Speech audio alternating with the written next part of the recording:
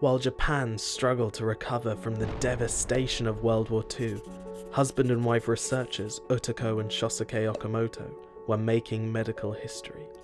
Working on blood drawn from their own veins, they identified a powerful inhibitor of blood clot breakdown, a process called fibrinolysis.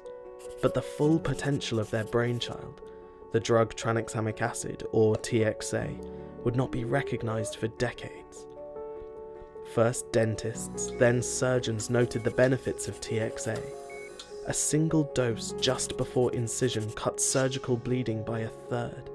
But it was half a century later, after the CRASH 2 trial randomized 20,000 bleeding trauma patients to get TXA or placebo, that the world woke up to their discovery.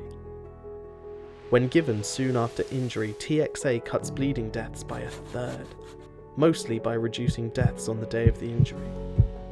But the questions remained. Could TXA reduce intracranial bleeding and improve outcomes after traumatic brain injury or TBI? A second global trial was launched.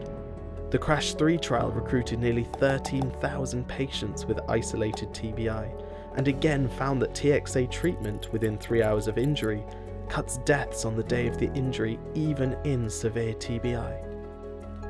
The effect of TXA on early deaths from any cause in the two CRASH trials is almost identical, compelling evidence that TXA saves lives after traumatic injury. And there were no adverse effects. TXA is time critical. TXA should be administered as soon as possible, ideally at the scene within an hour of the injury. Urgent treatment of all trauma patients could prevent tens of thousands of premature deaths each year worldwide.